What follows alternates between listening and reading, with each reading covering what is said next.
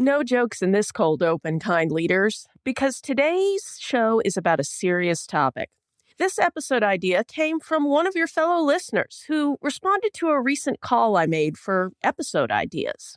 They suggested a simple, uncomfortable topic that all of you either have already faced or will face sooner or later. How can you kindly fire a team member?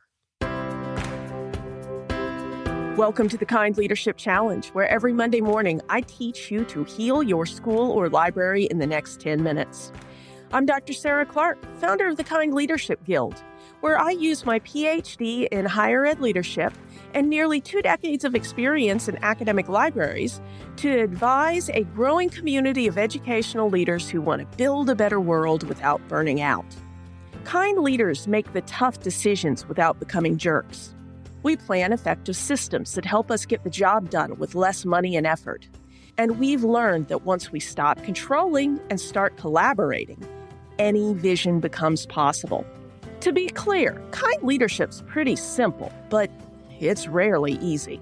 So if you're up for a challenge, stick around to learn how to create a legacy that will strengthen your community long after you're gone. Roughly speaking, there are 2 ways that a leader chooses to part way with an employee. Via a layoff, which does not reflect a team member's performance or conduct, and via termination or firing, which is a dismissal due directly to a pattern of unacceptable behavior. I've conducted both, and they both suck, albeit in slightly different ways.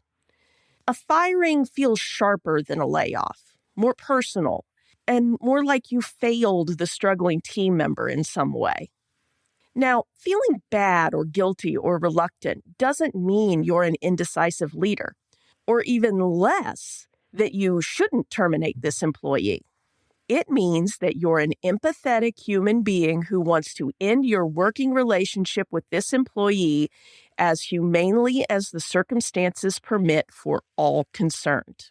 However, assuming your standards are appropriate and that you have taken the required steps to coach your team member in changing their performance and/or conduct with no result, firing an unsuccessful employee is an act of kind leadership. Full stop. You are making a healing decision for yourself in terminating this employee, because the type of leader who would listen to a podcast like this is also the type of leader who has inevitably tried coaching, feedback, and all the other steps in your power to help that team member succeed. And you've probably had some sleepless nights about the situation along the way. You are also making a kind, healing decision for the vast majority of your team, because they have been doing what it takes to get their jobs done well and treating others with respect along the way, possibly with the same or even worse obstacles that your unsuccessful team member is facing. And finally, firing an unsuccessful employee is potentially a healing experience for the person being fired, because they are being forced out of a work environment that's not working for them. And you are giving them the opportunity and perhaps the wake-up call they need to grow and change in the ways that will set them up for success down the road.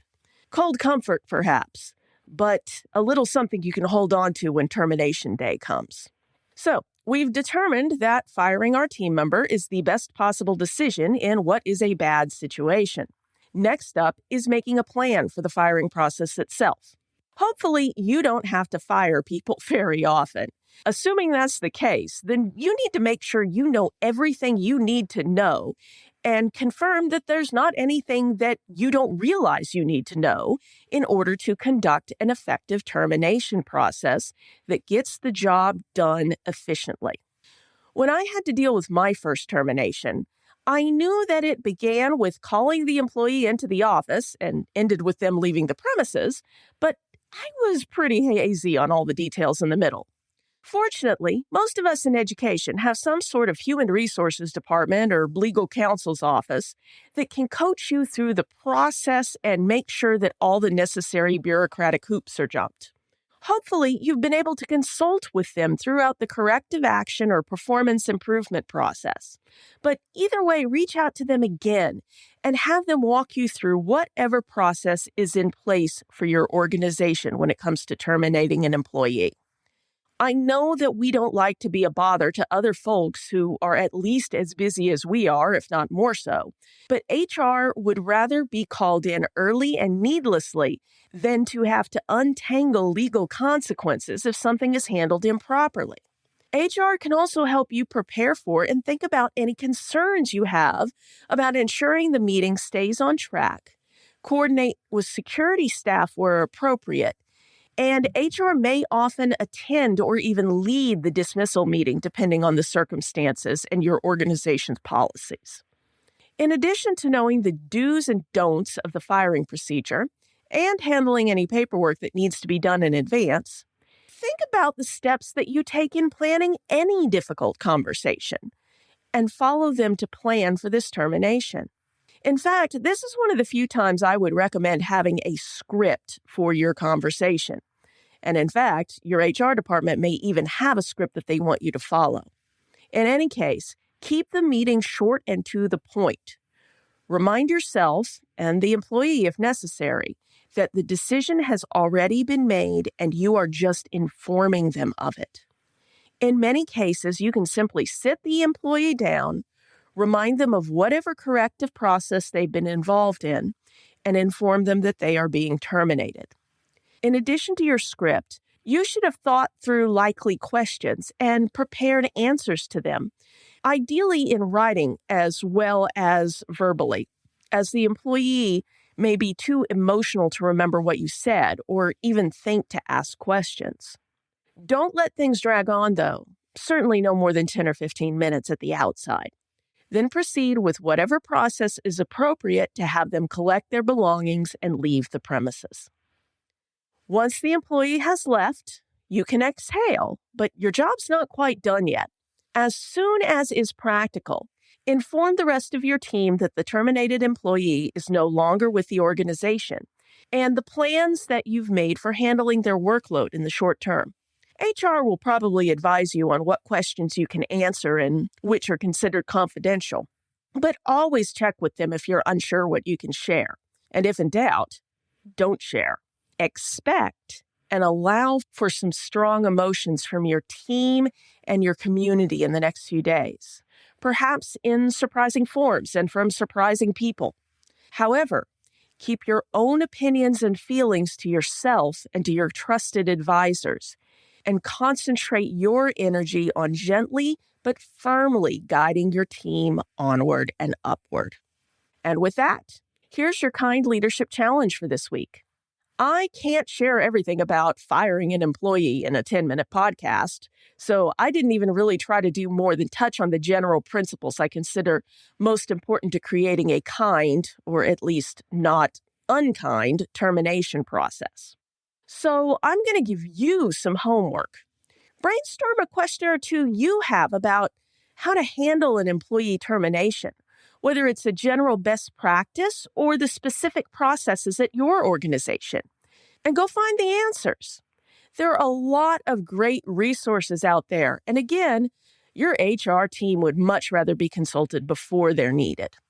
And if you really want to think things through in advance, use my Mastering Challenging Conversations checklist to make up a game plan for a mock firing, script and all. You can access it by heading to kindleadershipchallenge.com/conversations and entering your email to download the checklist. Now, I hope you never have to use that conversation plan, but it's one of those things that you should at least think through before the crisis hits.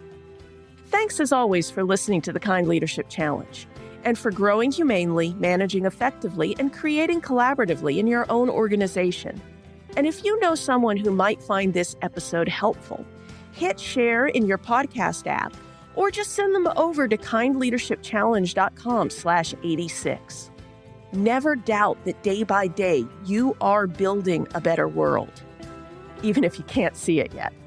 So until next time, stay kind now.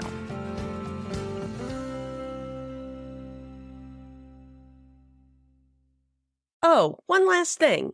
If you're ready to take on this week's challenge but not sure how to start, head over to kindleadershipchallenge.com/next to download the Next Steps checklist.